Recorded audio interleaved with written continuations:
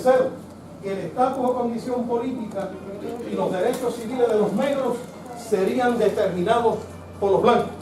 Oigan, esos tres elementos icónicos del derecho esclavista de la sociedad blanca anglosajona aparecen en la primera parte del anexo 1. Ajá, miren. ¿Y por qué yo en esta charla de hoy los traje a colación? ¿Saben por qué? Porque en el artículo 9, segundo párrafo del Tratado de París, ¿cómo es que lee? ¿Alguien que lea? Con voz valiente, arrojada, atrevida. El estatus o condición política de los nativos cedidos por España. Nativos. Oigan, nativos quería decir gente salvaje, semicivilizada e incivilizada, ¿saben? Esos eran putativamente la gente de Filipinas, de Cuba, Guam y Puerto Rico. Decían los americanos que éramos semicivilizados, que eran muchos jodebribones, y aquí lo que había era un despelote, no había ley y orden, y que éramos así, y encima de eso, negros, mulatos, indios y mestizos, razas inferiores tropicales. ¿No saben qué? A orgullo, porque somos una sociedad mestiza, mulata, blanca, brown. Los boricuas venimos en todos los colores, en todos los estilos, y por eso es que tenemos el sabor que tenemos los boricuas, esa mezcla de español, sazonado con africano y con taíno, y por eso las mujeres aquí son las más bellas y los boricuas aquí en general somos una chulería de nación, de nacionalidad. ¿Quedó claro eso? Eso que quede bien claro. Ajá. Entonces, lo que yo quiero explicar es aclarar del saque es que ese lenguaje racista, esclavista del caso de Dred Scott, el elemento 3 de arriba para abajo, el estatus, condición política y los derechos civiles de los negros serán determinados por los blancos, lo cogió el gobierno de Estados Unidos en la mesa de París, allá en el Quai d'Orsay, entre el 30 de septiembre del 98 hasta la madrugada del 10 de diciembre del 98, y lo metieron en el Tratado de París y obligaron a España a chuparse, a tragarse ese tratado que literalmente desvalidó a la pobre España, le arrancó casi la mitad del imperio ultramarino español. Claro eso. Y los españoles tuvieron que aceptar que el estatus o condición política de los nativos cedidos por España a Estados Unidos y sus derechos civiles serían determinados ¿por qué? Por el Congreso. Oigan, ¿vieron cómo el gobierno de esa gran nación americana cogió el tercer elemento ideológico del derecho esclavista de Estados Unidos, según recogido en el caso de Dred Scott versus Sanford, 1857, y lo han cogido por los pelos y ¡fuapi! Y lo han metido en el segundo párrafo, artículo 9, Tratado de París, 30, Estatuto 1754, 1898. Entonces, de momento descubrimos aquí en Sociales que estamos colocados bajo el derecho esclavista de Estados Unidos. Y eso choca porque la nación americana es el paradigma defensora de los derechos humanos, de la libertad y la democracia, que han sido todos violados y pisoteados en el Tratado de París. ¿Por qué? Oigan, ¿por qué? Y traigo el Tratado de París porque en los casos insulares, en el caso de Lima versus Bidwell, 182 US1, Downs versus Bidwell, en el caso Balzac, 258 US 298, el Tribunal Supremo de Estados Unidos interpreta el Tratado de París. ¿Está claro eso? Y lo interpreta y baja con una interpretación de que nosotros, los boricuas, somos un chorro de gente inferior, gente salvaje, inferiores a los blancos anglosajones.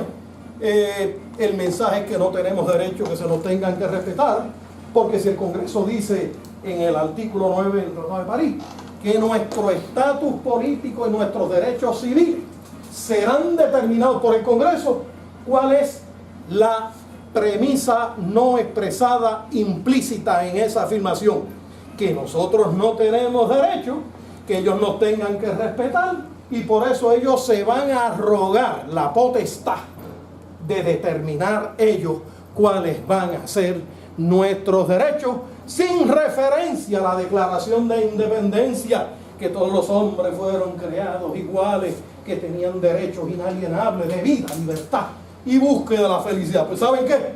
No nos reconocieron los derechos del segundo párrafo de su gran declaración de independencia. En adición a eso, al decir el Congreso de Estados Unidos, a través de sus plenipotenciarios, en la Mesa de París, que nuestro estatus y nuestros derechos civiles serían determinados por los miembros del Congreso, parte de la premisa que no tenemos derechos bajo la Constitución de los Estados Unidos, porque si nos hubieran dado esa Constitución, como hacían los Estados Unidos en los otros tratados de adquisición de territorio de Florida, Luisiana, los del noroeste, los de Alaska y Hawái, a los cuales le daban la Constitución, le daban una promesa de estabilidad, se le extendía la Constitución.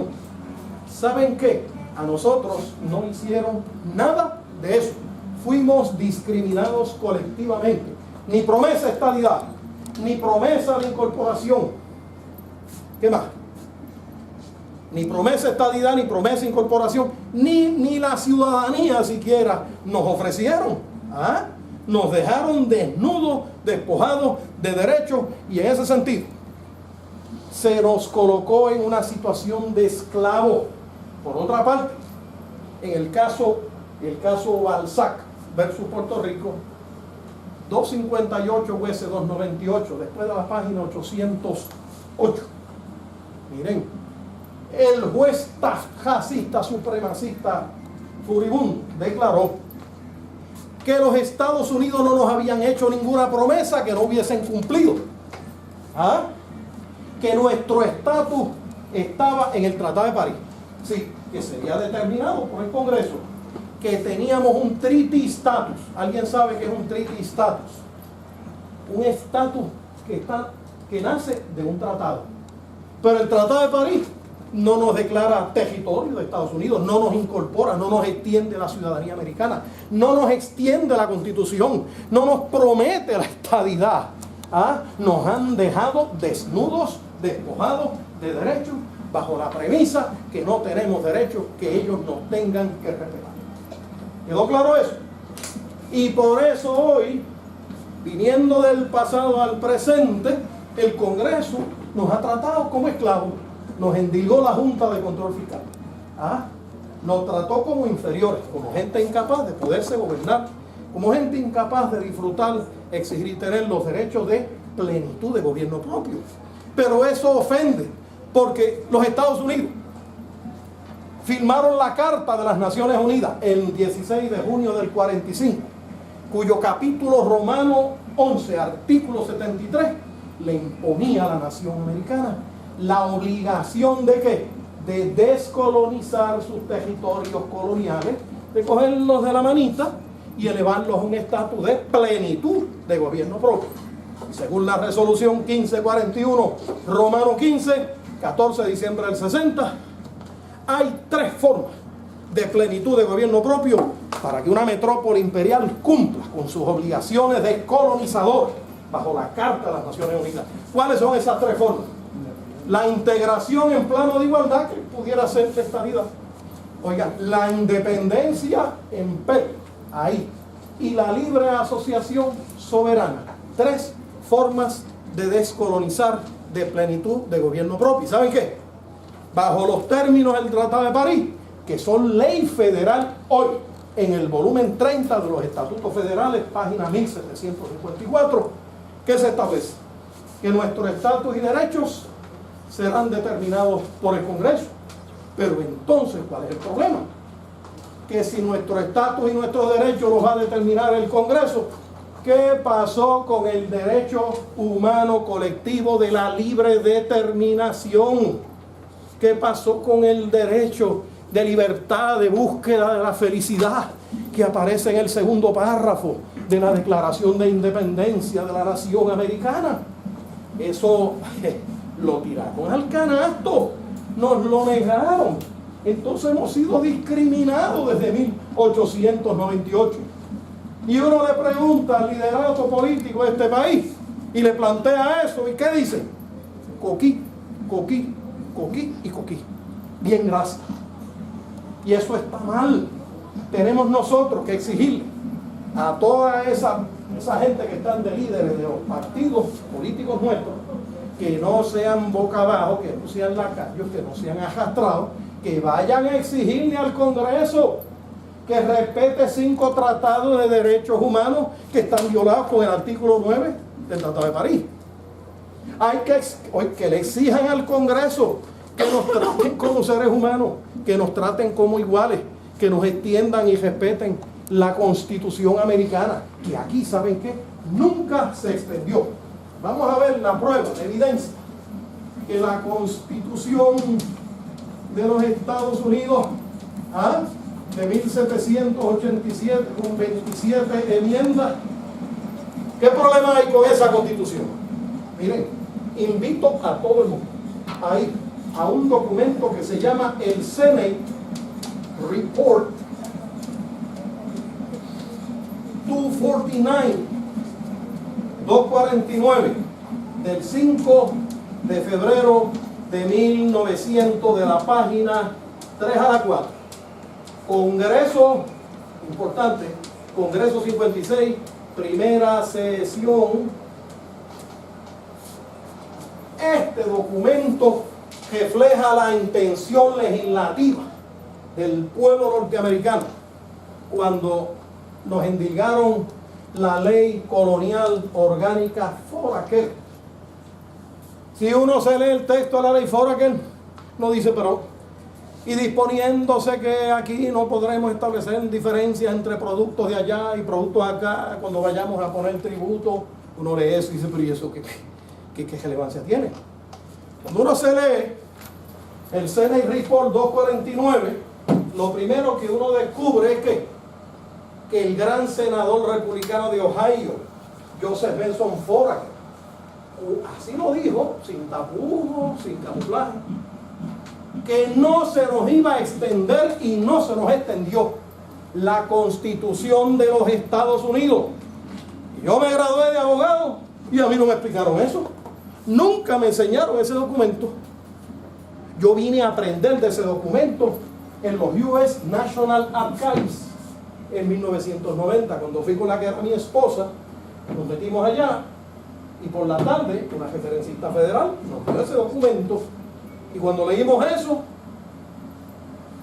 nos caímos de la sorpresa. Dice Foraker que no se nos entendió la Constitución de Estados Unidos. Pero se nos obliga a jurarle lealtad y fidelidad a esa Constitución. Se nos obliga a jurarle lealtad a una Constitución que no nos ampara, que no nos protege. ¿Qué es eso? ¿Qué es lo que pasa aquí? Tiene que haber seriedad aquí en el discurso, en la praxis política. Esa es la verdad mundialista. Ahora, rápidamente, vamos a pasar al documento que yo les repartí, anexo 2. Vamos todos rápido al anexo 2. Contexto y trasfondo histórico a los casos insulares en la sociedad estadounidense. Número 1. ¿Alguien que lea? Compañero Molina. El trasfondo internacional. Lucha de imperios capitalistas por la conquista de territorios coloniales como mercados y lugares para inversiones privilegiadas. Los casos insulares, ¿saben qué? Privilegian la conquista imperialista y colonialista, lo cual choca porque la gran nación americana nació de una revolución independentista, nacionalista, anticolonialista. Washington, Jefferson, los padres fundadores de la nación americana eran todos nacionalistas, eran todos independentistas, eran revolucionarios. Llegaron al poder tirándole bombas y cañonazos al imperio británico y a cañonazo y tiro limpio lograron la soberanía y la independencia. Y dijeron que los gobiernos, para ser legítimos, derivaban su legitimidad del consentimiento de los gobernados. Pero ¿saben qué? Bajo el artículo 9 del Tratado de París, ¿dónde se respeta el derecho de los gobernados? ¿Dónde? En ningún sitio, en ninguna parte. A nosotros no se nos respeta nada. Se nos aplicó el caso negrero esclavista de Dred Scott, que no tenemos derecho, que allá el Congreso no tenga que respetar. Por eso el Congreso nos trata como si no tuviéramos ningún derecho. ¿Está claro eso? Eso viene de Nantes, como dicen allá en el campo. Oigan, Pero lo importante es, punto 1 del compañero Molinelli, que los casos insulares se plantean y la nación americana puede meterse al club de los imperialistas a conquistar territorios extranjeros para tenerlo bajo leyes y reglas distintas de las imperantes en Estados Unidos continentales. ¿Cuál fue la contestación de Down versus Bidwell y de Lima versus Bidwell? Sí, la gran nación americana puede ser imperialista, puede tener todas las colonias que le dé la gana, la puede discriminar como quiera y tratar a sus habitantes con menos derechos que no sean iguales a los del pueblo americano bajo su gran constitución y su gran declaración de independencia. ¿Está claro eso? Punto 2. Crisis económica interna de los Estados Unidos, la gran crisis de 1893 y otras crisis capitalistas periódicas. La nación americana, desde 1848, 1866, 1873, el pánico, 1873, 1884, 1886, 1893, sufría crisis capitalistas, económicas, periódicas, que eso quebraban miles de agricultores, miles de bancos, miles de empresas. Eso era un desastre. Era una nación que tenía la buena suerte y desgracia que producía más de lo que el pueblo y el mercado americano podían consumir. Generaban excedentes de producción y ante las élites dominantes, las grandes burguesías estadounidenses, la forma de resolver esas crisis era que, ¿alguien sabe? ¿Alguien se acuerda? ¿Alguien estudió eso? Conquistando mercados extranjeros para obligarlos a consumir productos sobrantes y excedentes de la gran economía estadounidense. ¿Quedó claro eso? Miren, hay un informe del Congreso, 1884, en que la Cámara de Representantes dice: ¡ay, Dios mío! Nos estamos comiendo un cable en nuestra gran nación. Producimos más de lo que nuestro pueblo puede absorber y consumir. Hay que conquistar mercados extranjeros para dominarlos y ponerlos a consumir productos de nuestra agricultura y nuestra industria. Porque si no logramos eso, estamos condenados a la quiebra generalizada, a volar en canto. Los obreros y los trabajadores se van a rebelar. Todo el mundo pidiendo empleo, todo el mundo exigiendo trabajo. Y la economía americana sin podérselo dar, por producir en exceso y tener grandes excedentes y no tener dónde venderlo. Prueba de eso, anoten por ahí, vayan al Congressional Record, volumen 33, página 2606 del 8 de marzo de 1900, Congreso 56, primera sesión. Foraker dijo: ¡ay! Nuestra nación produce más de lo que el pueblo americano puede consumir. Tenemos que conquistar mercados extranjeros para colocar sobre esos mercados los productos sobrantes excedentes para salir de estas crisis que amenazan el orden político e institucional estadounidense. Oiga, el senador Albert J. Beveridge, el 28 de abril de 1898, en Faneuil Hall en Boston, también hizo el mismo discurso. El pueblo americano produce más de lo que su nación puede consumir.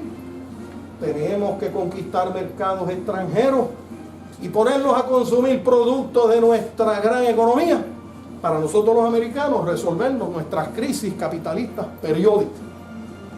Oigan, la joya de la corona.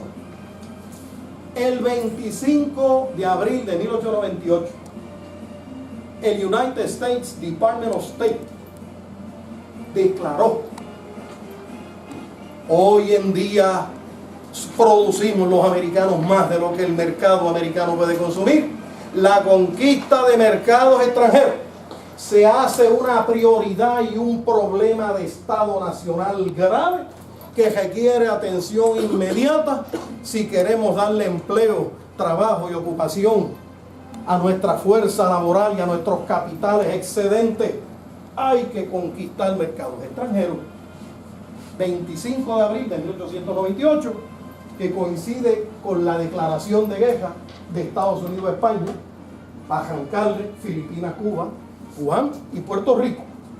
Oigan, para que tengan una idea, si eso de conquistar mercados extranjeros le dejó grandes ganancias. En 1912, el informe económico al gobernador, creo que el gobernador Yeager, decía que Puerto Rico era el 13º mercado mundial de Estados Unidos en ese año, en 1912. 13º mercado mundial. Y el gobernador Blanton Winship, asesino ese de Winship, autor intelectual de la masacre esa de Ponce, dijo que en 1936, según estadísticas del US Bureau of the Census, US Department of Commerce, que éramos el 6º mercado mundial de Estados Unidos en 1936. ¿Vieron eso? ¿Ah? O sea que ese negocio de invadir otros pueblos extranjeros y tenerlos como esclavos y tenerlos de mercado cautivo es un gran negocio que deja pingües y grandes ganancias. Obviamente que los imperialistas del mundo, sean alemanes, ingleses, belgas, franceses, holandeses y japoneses, están en el negocio de invadir y agredir naciones extranjeras para tenerlos de esclavos y obligarlos a consumir producto de sus economías nacionales, a ellos resolverse sus crisis capitalistas periódicas, la tesis de Lenin, y en 1916, en Capitalismo, fase superior del capitalismo, y la tesis de Rudolf Hilferding, economista alemán, en 1902. Ahí está. Y otros economistas mundiales, internacionales, que el capitalismo entra en unas crisis que requieren invadir y agredir otros pueblos para ponerlos a consumir los productos de la economía imperial. Y en ese negocio estaban ¿quiénes? Los japoneses, que le cayeron encima a Manchuria en 1937, los holandeses, los franceses. Todas las aventuras imperialistas, colonialistas, estaban inspiradas en ese problema. Producimos más de lo que podemos consumir, estamos en crisis económica, hay que salir de la crisis invadiendo otros países y obligándolos a consumir los productos de la economía nacional.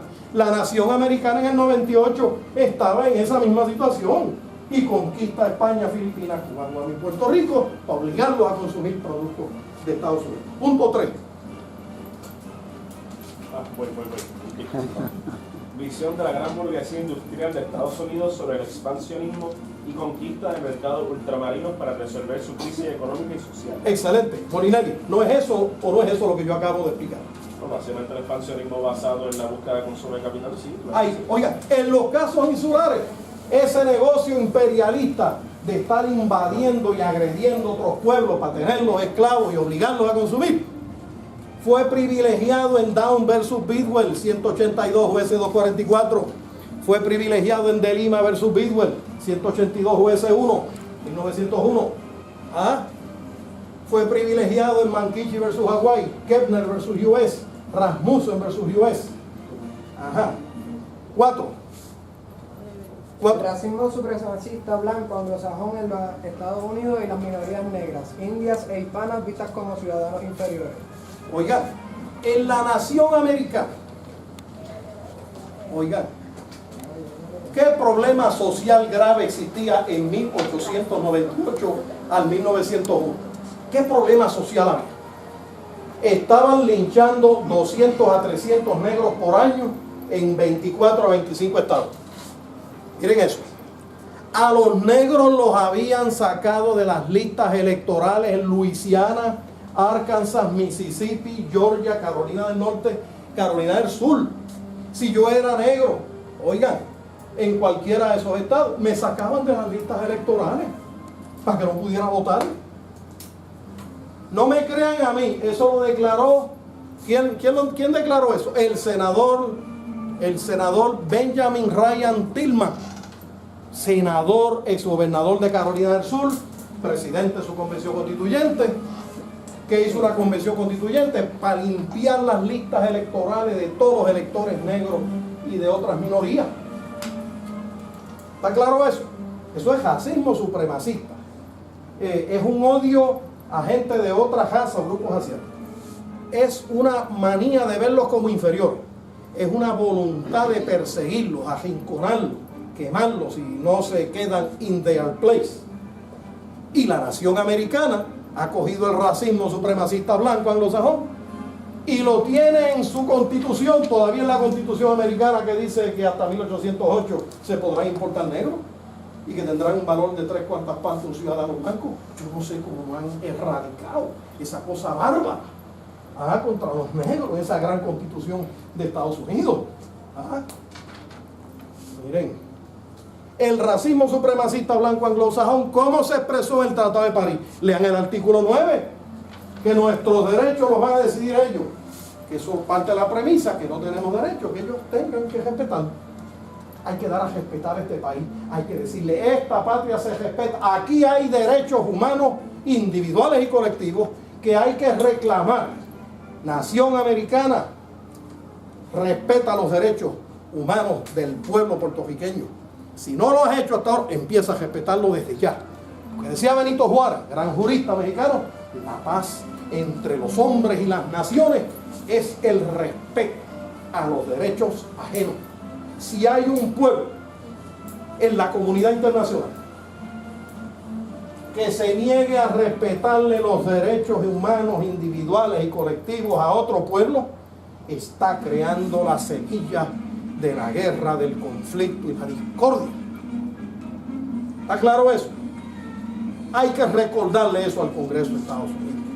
Permita a Dios que un día me elijan a mí para yo ir allá a exigir para este país que esta patria se respeta. Y se respeta por la buena, y si no, por no tan buena. Pero que esta patria se respeta. Hay que exigirle eso al Congreso de Estados Unidos. Y si los líderes de este país no tienen la agallas para hacer esa exigencia elemental, pues están de cambiar, ¿saben? Es hora de pensar en cambiar. Punto 5. Un punto más, miren, en el informe de la Comisión de Derecho Civil del año de agosto del 63, en la página 100, dice que en la nación americana por más de 200 años le negaron el voto a la gente negra y a la gente hispana a base del color de la piel. ¿Qué les parece eso? Por más de 100 años se le ha negado el voto a ciudadanos americanos por el color de su piel y por ser gente del grupo negro. ¿Pero y qué es eso? ¿Qué clase de democracia es esa? En Grecia y Roma había esclavitud, aquí no había ninguna democracia. El régimen republicano democrático exige igualdad de todo el mundo bajo la ley. Si aquí bajo las relaciones con Estados Unidos no hay igualdad, pues aquí no hay ningún régimen republicano, nada. Aquí lo que hay es una farsa y un engaño, un aguaje de régimen republicano. Y alguien tiene que recordarle eso al Congreso. Punto 5. Visión de pueblos débiles como presas para la conquista imperial colonial. Oigan, ¿cuáles eran las doctrinas maravillosas esas que existían en el mundo europeo y norteamericano entre 1860, después que Darwin viene con su obra sobre The Descent of Man, del origen de las especies? Darwinismo social. Alguien aquí que explique qué es eso, ahí, compañero. Tírese al medio aquí conmigo. Pues que ellos partieron de la teoría de Darwin de que el más apto es el que sobrevive. Que había muchos animales, unos fuertes y poderosos y otros más débiles. Entonces los poderosos se comían y se tragaban a los débiles y se los almorzaban. Y porque eran, y que los más aptos. Pues vinieron los imperialistas y racistas europeos y norteamericanos y dijeron, eso está perfecto para nuestras teorías imperialistas y racistas. Y se inventaron el cuento que la raza blanca anglosajona era la más apta. ¿Vieron eso? Y se tiraron por ahí a quitarle las tierras a los indios. Miren el Indian Removal Act de 1828 y 1830. Le despojaron las tierras a cuanta tribu india había en el este de Estados Unidos. Como si no fueran seres humanos. ¿Qué fuerza moral tienen los Estados Unidos a hablar de derechos humanos ante cualquier país del mundo cuando ellos llevan más de 200 años de explotar y reventar al indio, al negro, de cometer genocidio, pasar por la piedra a sus minorías? ¿Qué es esto? Alguien que me explique a mí eso, ¿saben? Pero los Estados Unidos no tienen fuerza moral para hablar ni de democracia, ni libertad, ni igualdad, ni derechos humanos ante nadie, porque ellos no lo han puesto en práctica en su gran nación, en sus relaciones de amo-esclavo que tienen con Puerto Rico desde 1898, tampoco la ponen en práctica. Entonces yo tengo que creer esos cuentos que ellos están por la libertad y los derechos humanos y la democracia. No. El que quiera seguir creyendo esas fantasías, está en libertad, siéntase en libertad de eso. Ok, habiendo terminado ya con el contexto histórico de esos, gracias a la compañera por lo del darwinismo social. Oigan, vamos ahora entonces a los casos insulares, rapidito, para no cansarlos mucho. ¿Está bien? Quiero dar mucha lata aquí hoy. Viene Molinelli, viene otro compañero. Sí, son gente buena y ellos tienen mucho que decir. Miren, pues yo, por lo corto del tiempo, quiero decir que los casos insulares contestan la pregunta: ¿Estados Unidos debe meterse imperialista y tener colonias y esclavos como las potencias europeas? Los casos insulares dicen que sí. 2. Estados Unidos debe violar su herencia histórica antiimperialista, anticolonialista, revolucionaria, de luchar y que por la independencia y la soberanía, conquistando razas inferiores para tenerlos de esclavos. La contestación fue que sí. Downs versus Bidwell, ¿saben? Y Balzac versus Puerto Rico. Segundo, los casos insulares contestaban la pregunta: ¿y las razas alegadamente inferiores de Filipinas, Cuba, Guam y Puerto Rico deben tener los mismos derechos que el pueblo americano? ¿Cuál fue la contestación? Que no. El caso Balzac. La nación americana debe tener ciudadanos discriminados bajo la categoría de ciudadanos americanos, ¿sí o no? ¿Qué dicen los casos insulares? Que sí por el Alien Exclusion. ¿Ah? Que sí por el Alien Exclusion. Ajá. Voy a explicar un esquemita bien importante. En el caso insular González versus Williams, que yo cometí el error de no ponerlos allí en la lista de casos insulares, 1904, pongan González versus Hugh, González versus US. Isabel González versus William. Isabel González Versus William. Gracias al compañero por esa corrección pertinente. Miren, la pobre Isabel González estaba encinta, fue a parar allá a Nueva York, creyó que ya era parte de Estados Unidos, que era ciudadana americana, porque estaba bajo la soberanía de Estados Unidos. Allá un inspector de inmigración le dijo: mami, un momento, párate, tú eres extranjero, échame, tú vas para allá, se llama Eli Hayes, a Eli Hayes, te quedas allí que tú eres extranjero. Y entonces viene Federico de Getao y lleva un pleito ante el Supremo de Estados Unidos y logra una decisión que dijo: Isabel González no es extranjera porque ella es de un territorio bajo bandera y soberanía de Estados Unidos, pero no es ciudadana, ella es una American National. Explico.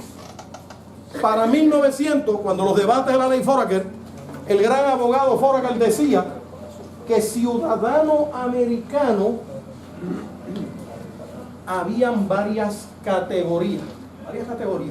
Primero, el full US citizen votaba por el presidente, vicepresidente, elegía senadores, elegía representantes y tenía una ciudadanía por nacimiento en los Estados Unidos, naturalización en los Estados Unidos bajo la enmienda 14.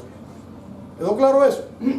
Pero también habían otros seres humanos que no tenían privilegio político de votar por el presidente, ni vicepresidente, ni senadores, ni representantes, y su ciudadanía no nacía de nacimiento en los Estados Unidos, porque era un estado.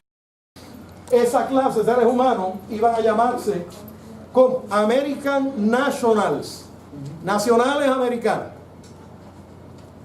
y que finalmente había otra categoría de seres humanos, oigan, que eran aliens, extranjeros, y votaban no tenían privilegios políticos, no eran American Nationals porque no estaban bajo la jurisdicción de los Estados Unidos, ni habían nacido en sus colonias, posesiones y territorios.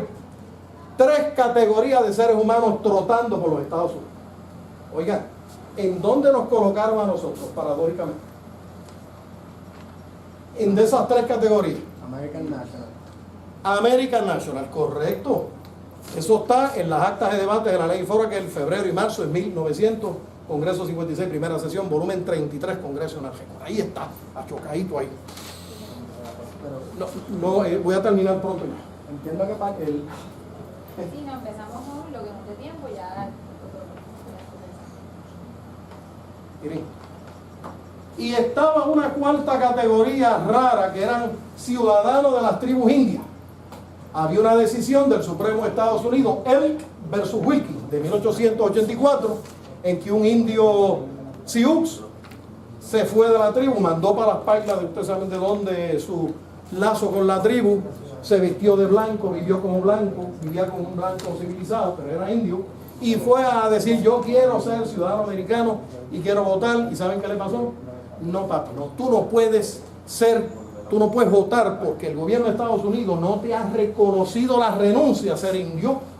Tú podrás renunciar a ser indio, pero el gobierno de Estados Unidos tiene que aceptarte la renuncia. Y como no te la ha aceptado, tú eres un indio y no puedes votar. Ah, pero que yo nací en Estados Unidos, estoy bajo su jurisdicción. El Supremo de Estados Unidos dijo, en 1884, que no, hijos de padre y madre indios no son automáticamente ciudadanos nacidos en los Estados Unidos. Y eso fue así hasta 1924. ¿Quedó claro eso? Con el Indian Citizenship Act, ahí los declararon ciudadanos, pero tampoco se les dio el voto presidencial, ni el voto por funcionarios del Estado. Los discriminaron.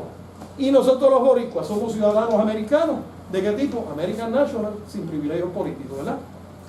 O sea, para Foraker y el Congreso, ciudadano americano tenía varios significados. No hay un solo significado. ¿Quedó claro eso? Y si nos leemos el Senate Report 249, busquen ese documento. El que no lo tenga me lo pide y yo se lo envío por email. Oigan, Foraker dice que eso de ciudadano americano era una cosa que podía hacer algo de tan baja categoría como un American National, casi un alien, pero que no conllevaba un derecho de votar, porque en la decisión del Supremo de Estados Unidos, busquen esta decisión de 1876, Minor versus Happersett. Una mujer allá en Missouri fue a exigir el derecho de votar, y el Supremo de Estados Unidos le dijo: mamita, no, tú aquí no tienes ningún derecho, porque la Constitución americana, a pesar de la enmienda 15 que dice que el gobierno de Estados Unidos no discriminará en el ejercicio del derecho al voto por origen, raza o origen nacional, raza, color o condición previa de servidumbre, todo el mundo se creyó que eso era, que garantizaba un derecho a votar. El Supremo de Estados Unidos dijo que no, que la Constitución americana no le garantiza el derecho a nadie, ni aún a los que sean ciudadanos americanos. ¿Quedó claro eso? Que el voto es un privilegio. Por eso el comité del Congreso que brega con el voto se llamaba históricamente Comité de Privilegios y de Voto. ¿Vieron? Porque no es un derecho universal, es un privilegio que solamente dan los estados. Y en los casos insulares, en el caso Balzac de 10 de abril 1922, 258 S298, el juez Taft dijo que es verdad que nos habían hecho ciudadanos americanos cuando el 2 de marzo de 1917, y termino ya en un minutito, que nos habían hecho ciudadanos americanos, pero que esa ciudadanía americana no nos hacía extensiva la Constitución de los Estados Unidos. Y ahí hay discrimen. ¿Por qué? Porque en 1956, en el caso Covert, Reed versus Covert, en que dos esposas de dos sargentos de la Fuerza Aérea que mataron a sus maridos porque encontraron a los maridos expresándole mucho amor y cariño a la competencia, asesinaron los maridos y entonces las acusaron en una corte marcial. Ellas dijeron: no, nosotras somos ciudadanas americanas, a mí me tienen que dar la Constitución, cuya sexta enmienda dice que me tienen que acusar por un gran jurado cuando hay un delito infamante y por mayoría de 12 a 0. No puede ser una corte marcial militar de 6 a 3, ni 8 a 2, ni 7 a 1. ¿Vieron? Y entonces el Supremo de Estados Unidos dijo que como ellos eran ciudadanas americanas, en tierra fuera de Estados Unidos, que había que respetarle la Constitución y el Bill of Rights. Y por lo tanto, esas acusaciones de la Corte Marcial eran todas nulas y salieron, ¿saben qué?, en libertad. Pero a don Pepe Balzac, que tú lo vas a discutir, compañero, ¿verdad? Pepe Balzac, en el caso Balzac de 1922, don Pepe era ciudadano americano, fuera de los Estados Unidos, ¿ah? Y le petaron ahí 6 meses de cárcel y un chojo de billetes de multa en violación de, teóricamente, de la 6ª enmienda de la Constitución, que exigía que a uno, cuando lo acusan de un crimen, que tiene que ser por un jurado 12-0, para que esa sentencia tenga validez. Y a don Pepe lo encontraron culpable, un jurado 6-3, en un tribunal en Arecibo. Y don Pepe dijo: me violaron los derechos de mi Constitución americana. ¿Qué resolvió el juez Taft? ¿Saben qué? Que a don Pepe Balzac, ciudadano americano de Puerto Rico, no lo amparaba la Constitución de los Estados Unidos. Que teníamos aquí, oigan esto, un treaty status. Un treaty status, el Tratado de París de 1898, y que en ese Tratado de París no había ninguna promesa, no se nos había extendido la Constitución americana, y don Pepe Balzac, por más ciudadano americano que fuera, no lo amparaba la gran Constitución de los Estados Unidos. Por eso fue que cuando Casella, ¿verdad?, el que mató supuestamente la mujer, la esposa, lo encontraron culpable 11-1, y él dijo: no, que me den la Constitución americana, que exige un veredicto 12-0. ¿Y cuál fue la contestación del tribunal? No, papito, no, a ti no te aplica la Constitución americana, es la Constitución de Lela, que la montó ahí el Congreso con la ley 82447. A ti no te rige la Constitución americana, a ti te aplica la Constitución de Lela. Y la Constitución de Lela exige, porque la Constitución americana no se nos había extendido. ¿Quedó claro eso? Eso quedó súper claro. Analicen eso, investiguen eso, para que confirmen que lo que yo estoy diciendo es verdad y es cierto. Finalmente, yo creo que, lo último que quiero decirles es, en el caso insular de Down versus Bidwell, 182, US 244,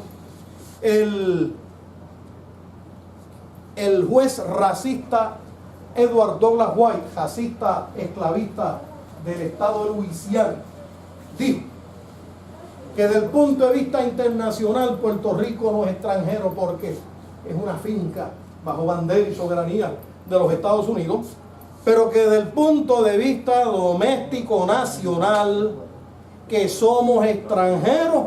¿Por qué?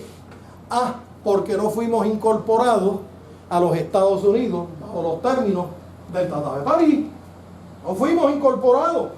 Por lo tanto, no somos parte integral constitucional de Estados Unidos, y por lo tanto, el Congreso podía discriminar contra las chinas de Puerto Rico y la gente de Puerto Rico porque provenían de un territorio que era propiedad, pero no era parte de los Estados Unidos. Y por lo tanto, el Congreso, cuando legislaba para un territorio no incorporado, que no es parte de Estados Unidos, el Congreso podía saltar por encima de la Constitución, pasársela por el lado, y podía discriminar contra Puerto Rico en violación aparente de esa Constitución, porque esa Constitución no nos aplicaba.